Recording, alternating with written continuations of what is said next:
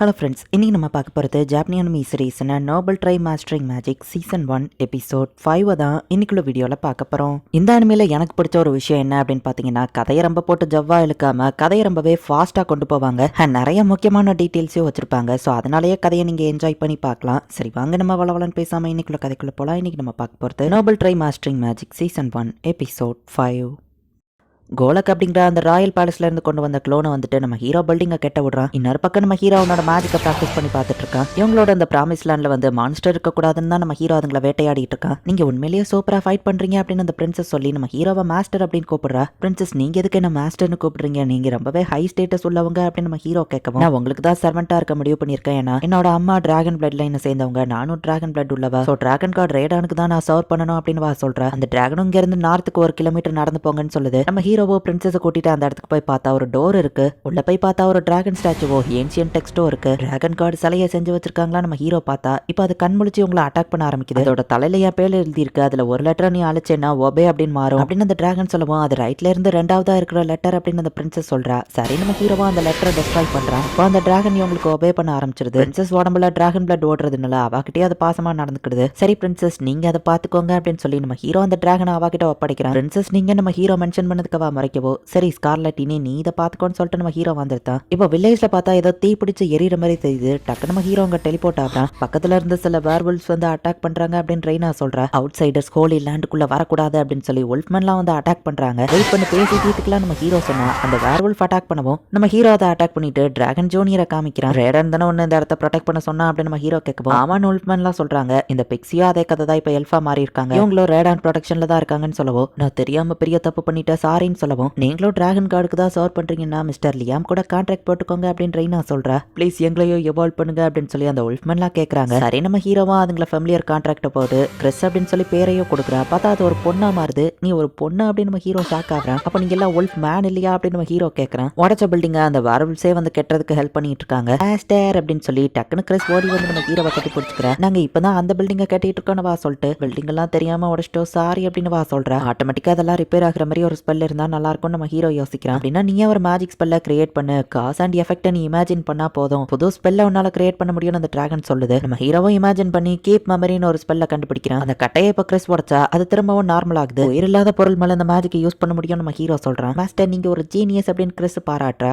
Magic மிசைலையே நம்ம hero புது ஸ்பெல்ல power missile அப்படின்னு சொல்லி இன்னும் பவர்ஃபுல்லா கிரியேட் பண்றான். இப்ப நீ ஒரு நேஷனுக்கு லீட் ரைட்டர், இன்னும் நிறைய புது விஷயங்களை கத்துக்கிடுவான்னு அந்த டிராகன் சொல்லவும், ஃபர்ஸ்ட் மேஜிக்கை கண்டுபிடிச்சவரை எப்படி அதை கிரியேட் பண்ணிருப்பாருன்னு தான் எனக்கு ஆச்சரியமா இருக்கு அப்படின்னு சொல்லி நம்ம ஹீரோ யோசிக்கிறான். சில ஹியூமன்ஸ் பிக்ஸிஸை பிடிக்கிறதுக்கு வந்திருக்காங்க, பிக்ஸிஸ்லாம் இந்த இடத்த தேடி வந்திருக்காங்க அப்படின்னு சொல்லி ரெய்னா கூட்டிட்டு போறா. இத்தனை நாள் இந்த லேண்ட் சீல் பண்ணி இருந்ததுனால அந்த இடத்துக்கு யாரும் வரல. பட் புதுசா ஒரு லேண்ட் வந்திருக்கேன், அதை ஸ்கவுட் பண்றதுக்கு சில பேர் வந்திருக்காங்க. நிறைய ட்ரெஷர் இருக்குன்னு நினைக்கிறேன். மத்த 2 கண்ட்ரியோட நம்ம தான் ஃபர்ஸ்ட் அதை கண்டுபிடிக்கணும்னு அவங்க வந்துட்டு இருக்கவோ, இப்போ நம்ம ஹீரோ தான் இவங்களுக்கு ஒரு கிங் மாதிரி. சோ என்னோட நேஷன் உள்ள என்ட்ராவ கூடாதுன்னு நம்ம ஹீரோ சொல்றான். தம்பி வேற எங்கேயாச்சும் போய் விளையாடுப்பா அப்படின்னு சொல்லி அவங்க உள்ள வர பார்த்தா டக்குனு நம்ம ஹீரோ மேஜிக் மிசைல் யூஸ் பண்ணி அட்டாக் பண்றாங்க. நம்ம ஹீரோவை அட்டாக் பண்றதுக்கு அவங்க எல்லாரும் வர பாக்குறாங்க. டக்குனு எல்லாருக்கு பின்னாடியே நம்ம ஹீரோ டெலிபோர்ட் ஆகி மேஜிக் மிசைலை யூஸ் பண்ணி அவங்களை குதிரையில இருந்து தள்ளி விடுறான். இன்னொரு தடவை இங்க வராதீங்க, இது என்னோட வார்னிங் அப்படின்னு நம்ம ஹீரோ சொல்றான். அவங்ககிட்ட இருந்து தப்பிச்சு வந்த பிக்ஸிஸ் எல்லாம் இப்ப நம்ம ஹீரோ கிட்ட ஹெல்ப் கேட்கறாங்க. தாராளமா இவங்க இந்த லேண்ட்ல இருக்கட்டும், பட் என்ன பேர் கொடுக்கறது தான் பிரச்சனை அப்படின்னு நம்ம ஹீரோ யோசிக்கிறான். இத்தனை பேருக்கு எப்படி நான் பேரை யோசிப்பா அப்படின்னு நம்ம ஹீரோ யோசிச்சுட்டு இப்போ ஒவ்வொருத்தருக்கும் ஒவ்வொரு நேம கொடுத்துட்டு இருக்கான். நம்ம ஹீரோ நேஷனோட பாப்புலேஷனும் இப்போ இன்க்ரீஸ் ஆயிட்டே போகுது. அந்த சோல்ஜரோட ஹெல்மெட்டை காமிக்கவும், இது பால்டா நாட்டோட சிம்பிள் அப்படின்னு சொல்லி பிரின்சஸ் சொல்றான். இந்த பிராமிஸ் லேண்ட் ஒரு 3 கண்ட்ரிக்கு நடுவுல இருக்கு. சீல் பண்ணி இருந்த லேண்ட்ல திடீர்னு ஒரு லேண்ட் கிரியேட் ஆனதுனால எல்லாரும் கியூரியஸா இங்க வராங்க. பட் ஸ்டில் நீங்க தான் இந்த இடத்துல நேஷனை கிரியேட் பண்ணணும் மயிலாடு. ஒரு நேஷனுக்கு 3 விஷயம் தேவை,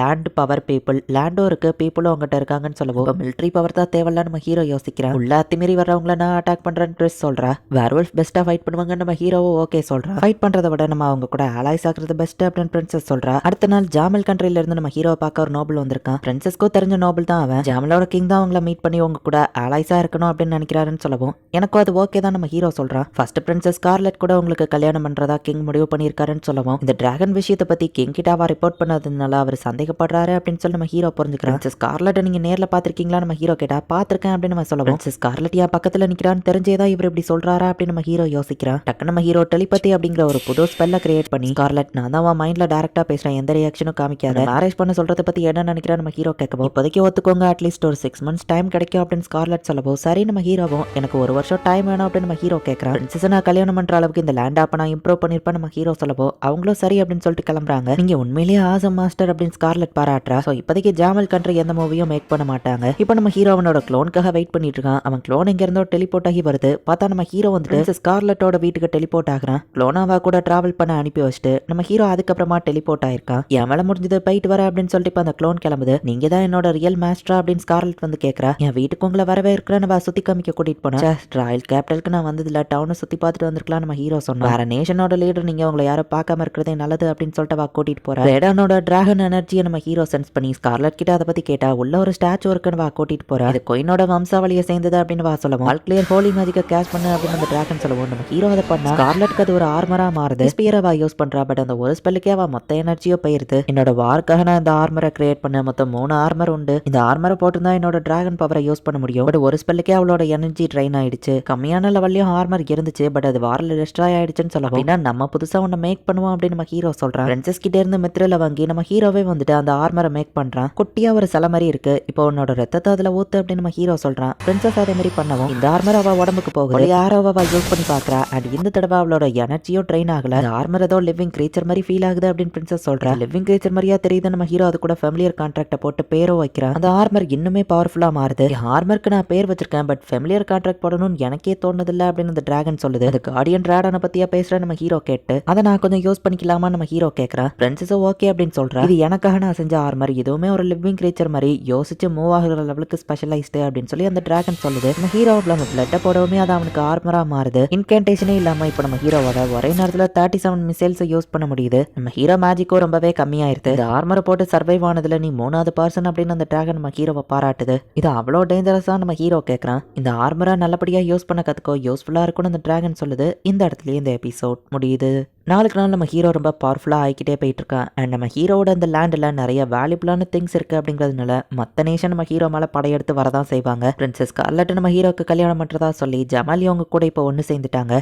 பேலன்ஸ் இன்னும் 2 கண்ட்ரி இருக்குது. என்ன நடக்க போகுது அப்படிங்கிறத நெக்ஸ்ட் எபிசோட் பார்த்து தெரிஞ்சுக்கோங்க. தேங்க்யூ ஃபார் வாட்சிங். Bye guys. நெக்ஸ்ட் எபிசோடில் மீட் பண்ணலாம்.